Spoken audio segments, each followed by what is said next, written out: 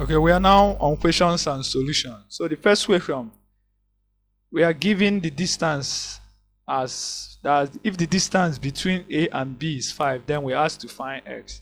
So from our distance formula, AB squared must be equal to x1 minus x2 squared plus y1 minus y2 squared. So our distance AB is 5. So 5 squared equals x1, which is x minus x is plus x squared plus y1, which is 3 minus 2 squared. This is s1, y1, y this is x2, y2. So this is 2x. 2x squared is 4x squared. This is 3 minus 1. 1 squared is 1. So plus 1. This is 25. So 25 minus 1 is 24 equals 4x squared. So 4 in 24 is 6. So here 6x squared. Therefore x is square root 6. But remember, we have plus or minus, but distance is always positive, should be positive. So our answer is B. So the next question, we are asked to find the distance. Find the distance between the points common to x plus y equal to 1 and x minus y equal to 3 and A.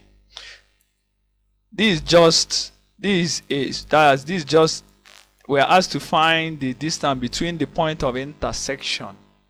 That's the meaning. That's the meaning of this. Let's go. This one should be x plus y equal to 1. Y this x minus y.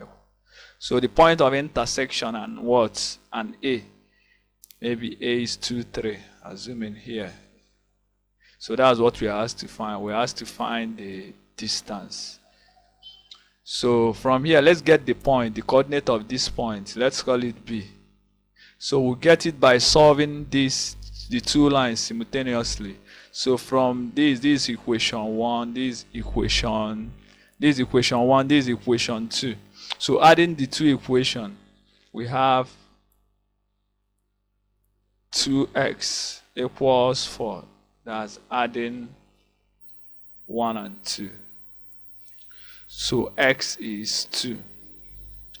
So our y is now choose any of the equation and make y the subject of formula. So from equation 1, y is 1 minus x, which is now 1 minus 2, which is minus 1. So our coordinate point is here is 2 and minus 1. 2 and minus 1. So that's it.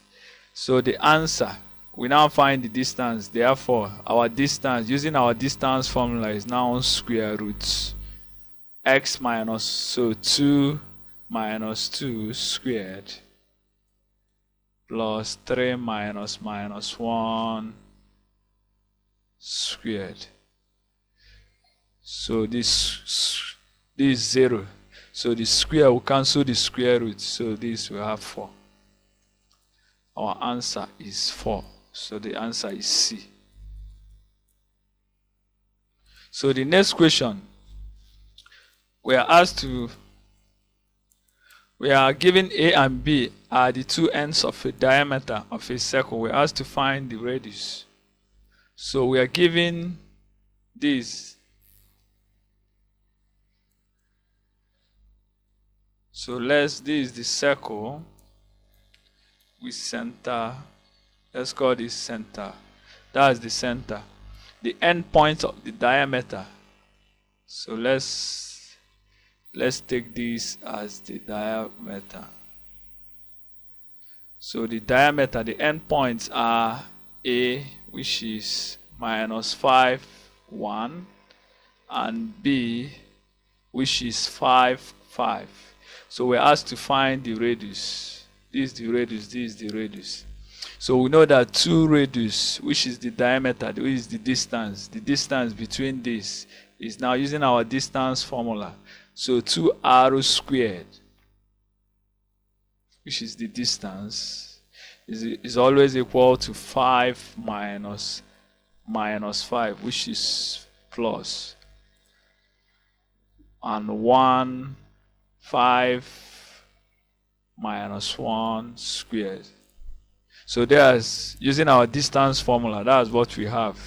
So, and 2r squared is 4r squared. This 5 plus 5, 10. 10 squared is 100. And 5 minus 1 is 4 squared is 16. So we have 1, 6. So r squared is now 116 divided by 4 and 11 is 2. Remainder 3 and 36 is 9. Therefore, our r is square root of 29. So our radius is that. So our answer is B. So the next question, we are given so what is the value of Q if the slope of the line joining this is 3 over 2? So remember, the slope is changing y over slope of a line, which is m, is y2 minus y1 over x2 minus x1. So that's the formula for the slope. And we know that they have given us the slope as 3 over 2. So this x1, y1, this x2, y2. So which is now 4 minus q over q minus 1, which is plus 1. So you cross multiply. This 2 in 4 minus q, and this 3 in q plus 1. So we have 8 minus 2q, 3q plus 3. Remember, we are looking for q. So 8 in that, 8 minus 3 is now 3q minus plus 2q, which is 5 equals 5q. Therefore, our q is 1. So the answer is 1. So the next question, the slope of a line that makes an angle 60 degrees with the positive x-axis is such. From our formula, we do remember we have two formulas for slope. We have m as y2 minus y1 over x2 minus x1. It's also the tangent of the angle made by the positive x-axis. So the answer is just tan 60, which is root 3. So the answer is B. The next question, we are asked to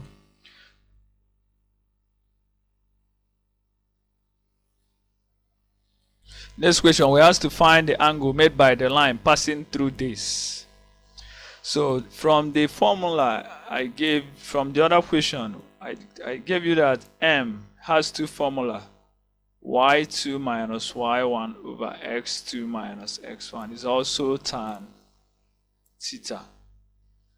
So that's what the formula. So we are going to use the 2 here. Find the angle made by, we are looking for theta. So, which implies that theta is tan inverse of arctan of m, which is tan inverse of y2 minus y1 over x2 minus x1. So that's what we use. So theta is now, so this is our x1, y1, this is x2, y, this is x2, y2. So we substitute. So we have tan inverse of y2 is 4 minus y1 is minus, that's minus 1, which is plus 1, over x2 is minus 6 minus, which is plus 1. We have arctan of 5 over minus 5, which is arctan of minus 1. Remember, arctan of 1 is 45. So meaning, since it's negative, meaning we are in second quadrant, tan is negative in second quadrant, so we have 180 minus 45, which is 135. Our answer is C. So the next question, we are given if this is parallel to that, then the value of k is what? We are given two lines that are parallel, and we know something about the two. When our two lines are parallel, the slopes are always the same.